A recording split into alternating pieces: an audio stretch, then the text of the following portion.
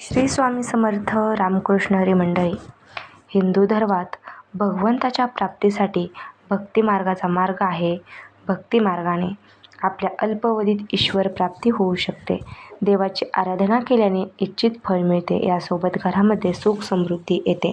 म्हणूनच उपासक आपल्या देवतेची भक्तिभावाने पूजा करतात. शास्त्रात देव पूजेचे नियम सविस्तरपणे सांगितले आहे. या नियमांचे पालन केल्याने साधकावर भगवंताचा आशीर्वाद कायम राहतो. त्यांच्या कृपेने साधकाच्या जीवनात शुभच घडतं. तुम्हालाही देवांचा आशीर्वाद मिळवायचा असेल तर देवांना नैवेद्य अर्पण करताना या गोष्टी लक्षात ठेवाव्या. देवांना नैवेद्य कसा अर्पण करावा? देवांना नैवेद्य अर्पण करताना कोणती चूक करू नये? देवांना कोणता नैवेद्य अर्पण करायचा आणि नैवेद्य अर्पण करत असताना कोणत्या मंत्राचं पठण करायचं, याविषयी संपूर्ण माहिती मी आज या व्हिडिओमध्ये शेअर करणार आहे. त्यामुळे व्हिडिओ स्किप न करता अगदी शेवटपर्यंत नक्की पहा. आणि चॅनलवरती पहिल्यांदा आला असाल तर चॅनलला नक्की सबस्क्राईब करा आणि असेच नवनवीन माहितीपूर्ण व्हिडिओ बघण्यासाठी बेल आयकॉनलाही क्लिक करा. त्यामुळे जेव्हाही मी नवीन व्हिडिओ अपलोड करेन तेव्हा त्याचं नोटिफिकेशन सर्वात आधी तुम्हाला मिळेल आणि तुम्ही एक व्हिडिओ मिस करणार नाही. हिंदू धर्मातील प्रत्येक घरामध्ये दररोज देवपूजा केली जाते. मनशांती, सकारात्मकता, सुखसमृद्धी आणि सौभाग्य यासाठी रोज आपण देवपूजा करतो. देवांची उपासना करतो. शास्त्रात उपासनेसाठी काही खास नियम सांगण्यात आले आहेत. याचे पालन करणे आवश्यक मानले जाते. देवपूजा, पाठ किंवा मंत्र पठण करणे, नैवेद्य अर्पण करण्यापासून ते आरती करण्यापर्यंत विविध धार्मिक श्रद्धा आहेत. नियमांचे पालन करून देवपूजा करणाऱ्या सर्व भक्तांच्या इच्छा, मनोकामना देवी देवता नक्कीच पूर्ण करतात, अशी मान्यता आहे. देवांना नैवेद्य प्रसाद अर्पण करण्याचे शास्त्रात नियम सांगण्यात आले आहेत. तुम्हीही देवांना नैवेद्य अर्पण करता त्यावेळेस काही नियम लक्षात ठेवले पाहिजे. देवांना नैवेद्य अर्पण केल्यानंतर नैवेद्य आपण बऱ्याचदा देवासमोर तसाच ठेवतो. असं करणं चुकीचं आहे. त्यामुळे त्याचे नकारात्मक परिणाम आपल्याला भोगावे लागतात. देवाला नैवेद्य अर्पण करण्याबद्दलच्या नियमांबद्दल आज आपण जाणून घेऊयात. देवांना नैवेद्य अर्पण करताना तो कधीही जमिनीवरती ठेवू नये. तर आपण नैवेद्य अर्पण करताना पाट किंवा छोटा चौरंग ठेवावा. नैवेद्य नेहमी सोने, पितळ किंवा मातीपासून बनलेल्या भांड्यात अर्पण करावा. सनातन धर्मामध्ये या धातूंचा पवित्र मान्यता आहे. याशिवाय केळीच्या पानावरही नैवेद्य अर्पण करू शकता. त्याचबरोबर नैवेद्य कधीही तसा सोडू नये. आपण देवासमोर नैवेद्य ठेवतो आणि दिवस तो तसाच पडतो. नैवेद्य देवासमोर तसाच पडून राहतो. हे खूप चुकीचं आहे. याचा नकारात्मक परिणाम आपल्यावरती होऊ शकतो.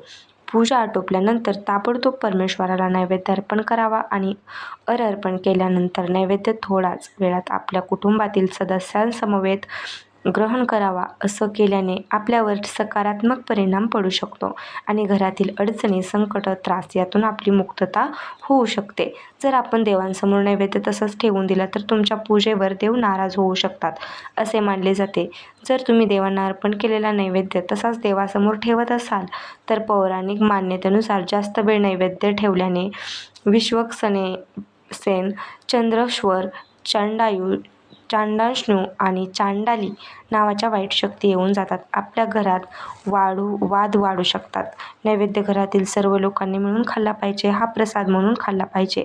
असं केल्याने आपल्या घरातील शारीरिक अडचणी सुद्धा दूर होऊ शकतात. देवासमोरील नैवेद्य खाल्ल्याने देवता आनंदी होतात. हा नैवेद्य खाल्ल्याने देवांचा आदर व्यक्त करणं असं होतं. यामुळे देवही प्रसन्न होतात आणि आपल्याला आशीर्वाद देतात. देवासाठी नैवेद्य अर्पण करतो यामध्ये कांदा, लसूण नसावे. पण विशेष काही म्हणजे सणावारांना आपण सागर संगीत नैवेद्य देवांना सात्विक पद्धतीने अर्पण करू शकतो. रोजच्या पूजेमध्ये आपण फळं किंवा रोजचा आपण जो स्वयंपाक बनवतो तो अर्पण करू शकतो. पण सहसा देवांना नैवेद्य गोड अर्पण करावा.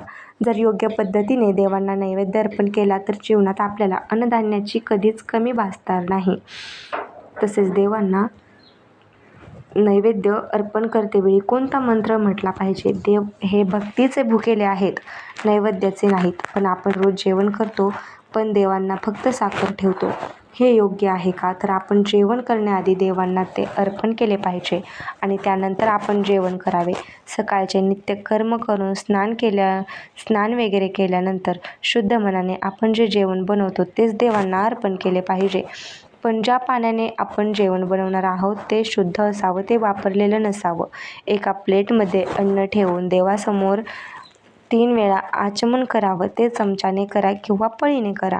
नैवेद्यावरून 3 पळ्या आणि पाणी फिरवून एका पात्रात टाका. पण ज्या प्लेटमध्ये किंवा ताटामध्ये आपण नैवेद्य अर्पण करणार आहोत ते देवासाठीच ताट असावं, ते ताटात आपण जेवण केलेलं नसावं. याची काळजी आपण अवश्य घेतली पाहिजे. देवासमोर साखर ठेवणे म्हणजे नैवेद्य अर्पण करणे असा अर्थ होत नाही. तर देवासमोर आपण साखर तर ठेवतोच, तो प्रसाद झाला. पण नैवेद्यामध्ये जे आपण अन्न बनवतो ते अर्पण करणे होय. पण जे अन्न आपण नैवेद्यामध्ये देवांना अर्पण करणार आहोत ते घरातच बनलेलं असावं. हिंदू धर्मात घरातील स्त्रीला लक्ष्मी आणि अन्नपूर्णेचे रूप मानले जाते. तिच्या हाताने बनवलेलं अन्न पवित्र आणि शुद्ध मानले जाते. असं मानले जाते की अन्न शिजवणाऱ्याचे विचार व भाव त्या अन्नात उतरतात. शुद्ध व पवित्र भाव हे बाहेरून आणलेल्या अन्नात तुम्हाला मिळणार नाहीत. म्हणून शक्यतो अन्न हे घरातच बनलेलं असावं.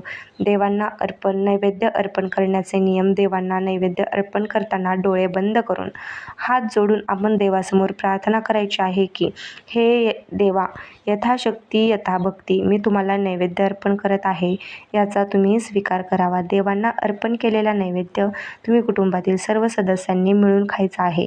त्याचबरोबर देवांना नैवेद्य अर्पण केल्यानंतर एक छोटासा तांब्या देवासमोर ठेवावा. त्यावर एक प्लेट किंवा पेला ठेवावा. त्यात कचरा पडणार नाही याची काळजी घ्यावी. ते पाणी देवाची शक्ती ग्रहण करते व ते पाणी अमृतासमान होत असते.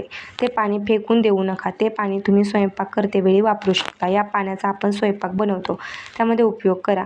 देवाची पवित्र ऊर्जा त्या पाण्यात उतरते. स्वयंपाक करतेवेळी या पाण्याचा वापर केल्याने अनेक प्रकारचे रोग व दोष नष्ट होतात.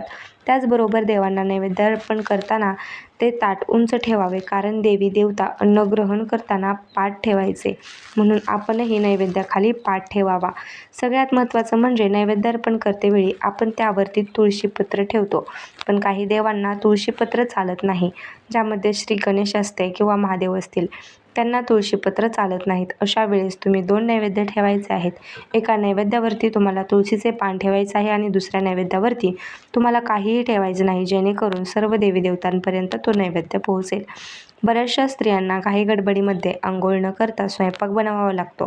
अशा परिस्थितीमध्ये तुम्ही घरामध्ये असलेले ड्रायफ्रूट्स, सुकामेवा नैवेद्यामध्ये अर्पण करू शकता. संध्याकाळी ज्यावेळेस तुम्ही स्वयंपाक बनवाल त्यावेळेस तुम्ही देवांना तो बनवलेला स्वयंपाक तुम्ही नैवेद्यामध्ये अर्पण करू शकता. नैवेद्य अर्पण करताना कोणता मंत्र बोलावा? तर पहा, देवांना साखर किंवा खडीसाखर अर्पण करत असताना वरील मंत्र तुम्हाला म्हणायचा आहे.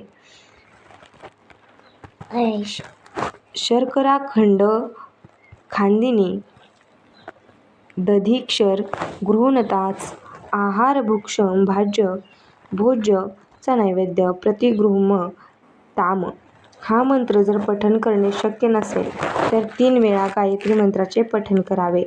ओम प्राणाय स्वाहा, ओम अपमानाय स्वाहा, ओम सामानाय स्वाहा, ओम उदानाय स्वाहा, ओम व्यानाय स्वाहा. नैवेद्य समर्पयामी मंत्राचा पठण करत असताना देवासमोर नैवेद्य अर्पण करायचा आहे. अशा प्रकारे देवांना नैवेद्य अर्पण केल्यानंतर देव हा नैवेद्य ग्रहण करतात आणि आपल्याला भरभरून आशीर्वाद देतात. तसेच घरात कुठलाही नवीन पदार्थ बनवला की प्रथम नैवेद्य म्हणून देवाला अर्पण केला पाहिजे. तर प्रत्येक देवी देवतांना त्यांच्या आवडीप्रमाणे विशेष नैवेद्य तयार करून अर्पण केले पाहिजे. जसे गणपतीला मोदक, कृष्णांना लोणी साखर, विष्णू आणि देवी लक्ष्मीला खीर. इतर सात्विक पदार्थ. सात्विक भोग भगवंताला अत्यंत प्रिय आहेत. यासाठी गंगाजलयुक्त पाण्याने स्नान करावे. त्यानंतर स्वच्छ वस्त्रे परिधान करून देवासाठी नैवेद्य तयार करावे. अन्न शिजवताना भगवंताचे ध्यान करावे. उष्टे अन्न. देवालाही चुकूनही उष्टे पदार्थ अर्पण करू नका. जर व्हिडिओ आवडला असेल तर जास्तीत जास्त शेअर करा आणि आपला व्हिडिओ खरंच तुम्हाला खूप आवडला असेल तर कमेंटमध्ये श्री स्वामी समर्थ असा जप करा.